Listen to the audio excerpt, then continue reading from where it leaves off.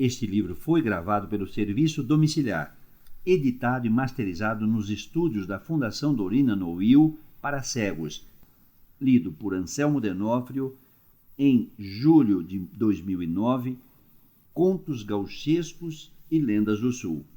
Autor J. Simões Lopes Neto. Duelo de farrapos. Já um horror de vezes tenho dito e provo que fui ordenança do meu general Bento Gonçalves. Este caso que vou contar pegou começo no fim de 42, no Alegrete, e foi acabar no 27 de fevereiro, daí 2 anos, nas pontas do Sarandi, para as bandas e já pertinho de Santana. Foi assim. Tenho que contar pelo miúdo, para se entender bem.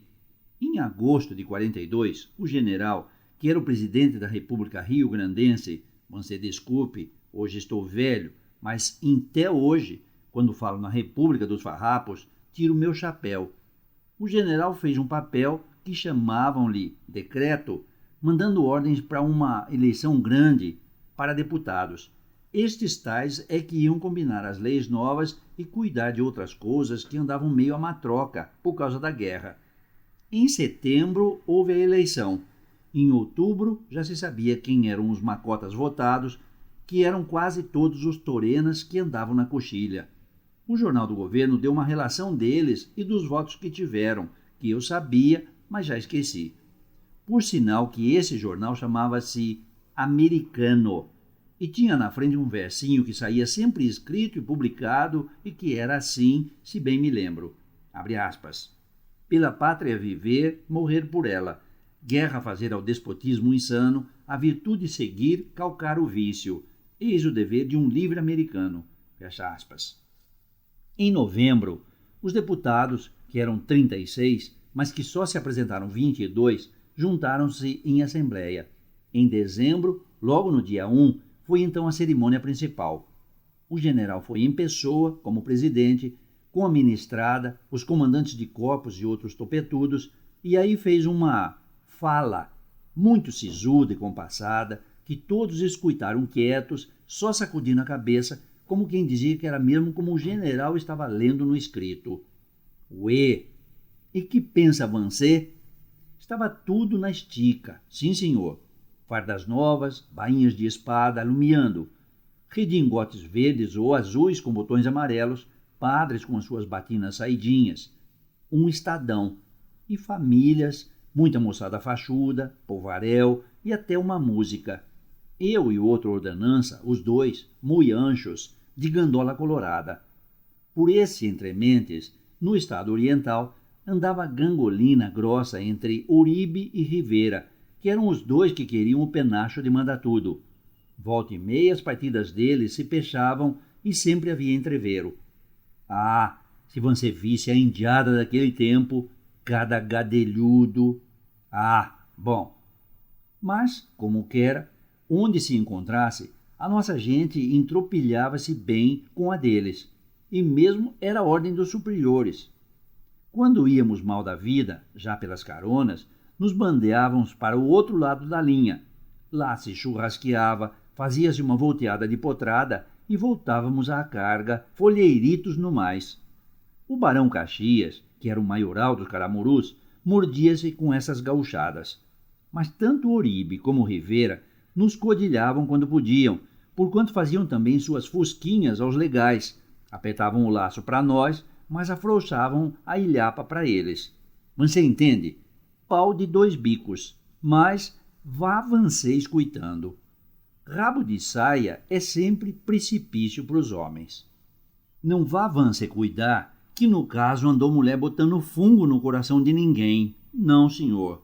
A coisa foi muito outra de alarifage.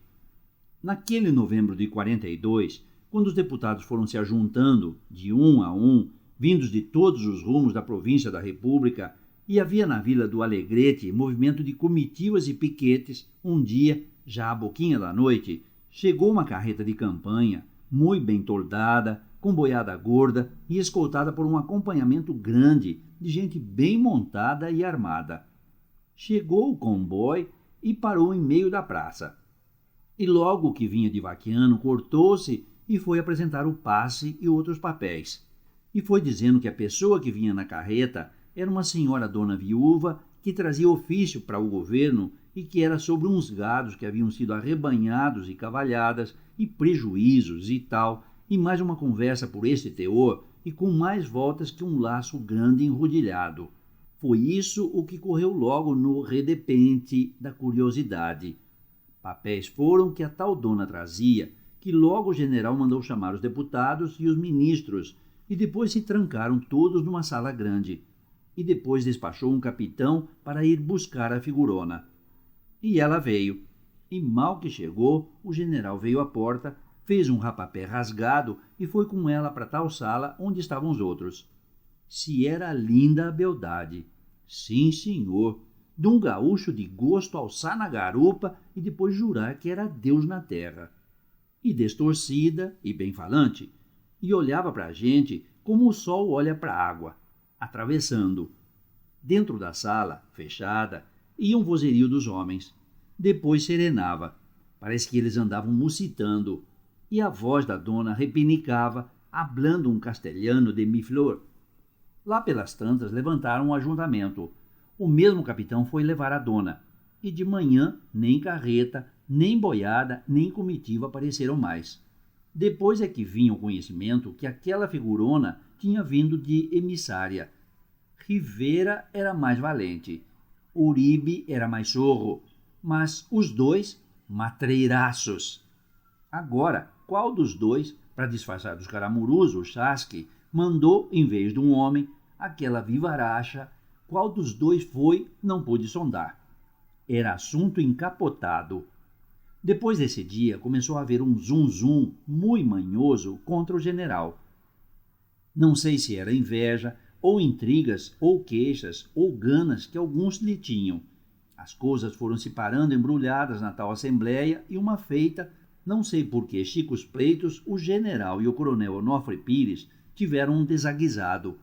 O general deu as costas, num pouco caso, e o coronel saiu, num rompante, batendo forte os saltos dos botins. Em 43, houve outra arrancada braba. Foi quando mataram um Paulino Fontoura, que era um pesado. Houve outro bate-barbas entre o general e o coronel Onofre, que era muito esquentado e cosquilhoso. Mas logo os chefes todos se desparramaram, porque o barão Caxias andava na estrada, levantando povadeira. E brigou-se. Em São Gabriel, na Vacaria, em Ponche Verde, no Rincão dos Touros. O governo tinha saído do Alegrete e estava outra vez em Piratinim. Aí por perto peleou-se, e no Arroio Grande, em Jaguarão, nas Missões, sobre o Quaraim, em Canguçu, em Paipasso. Que ano que bebeu sangue esse! E quando o exército se amontoou todo, para lá do Ibicuí, e depois foi estendendo marcha, houve um conselho grande de oficiais. E aí se falou outra vez na emissária, a fulana, aquela da carreta, no Alegrete. Aí então, os dois galões largos se contrapontearam outra vez. A gente como eu é bicho bruto, e os graúdos não dão confiança de explicar as coisas, por isso é que eu não sei muitas delas. Tenência não me faltava, mas como é que eu ia saber as de adentro dos segredos? Já sobre o Garupá, você não conhece?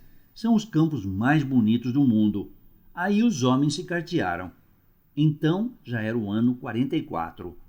O coronel escreveu barbaridades. O general respondeu com aquele jeito dele, sisudo.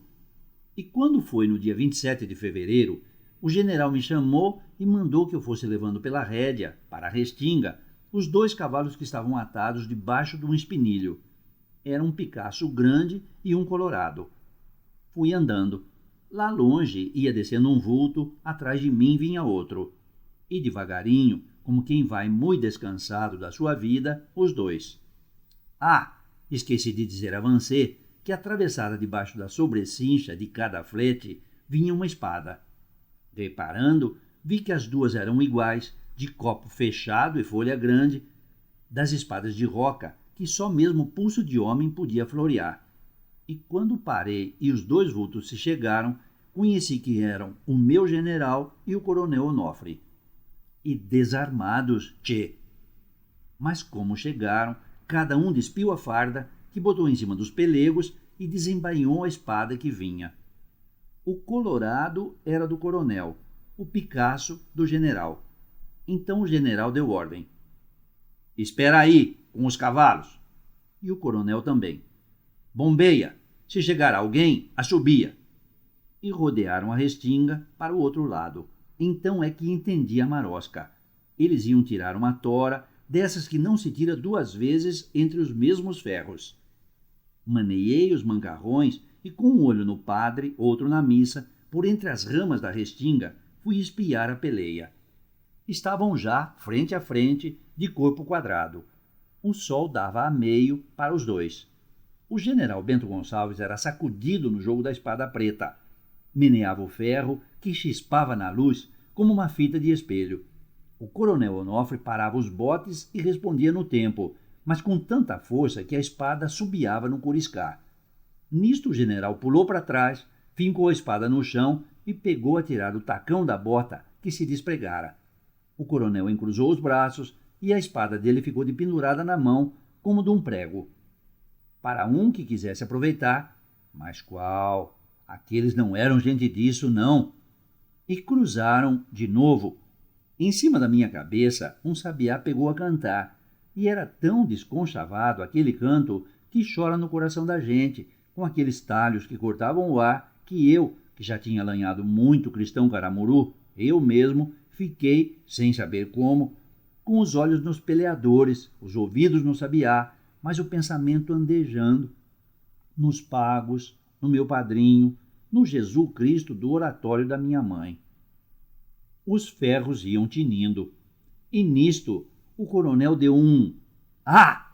Furioso, caiu-lhe da mão a espada, e a sangueira coloreou pelo braço abaixo, desarmado, entregue. Para um que quisesse aproveitar, mas qual?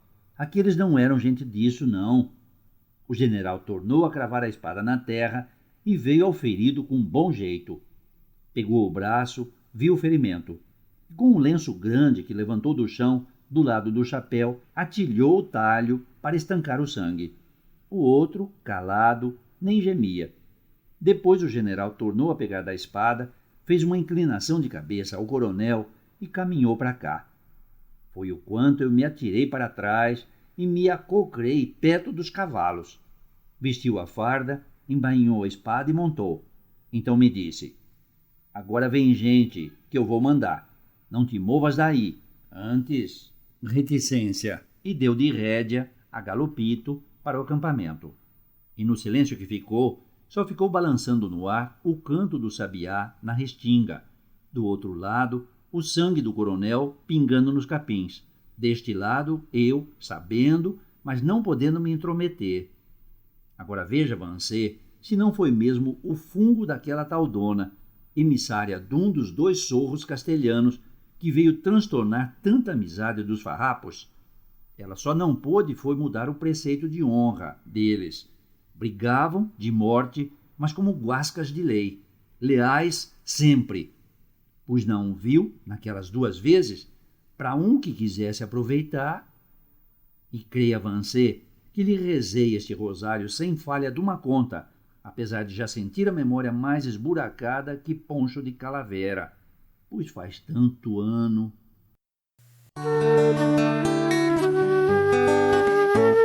Você acabou de ouvir um audiolivro produzido pela Fundação Dorina Noio para Cegos.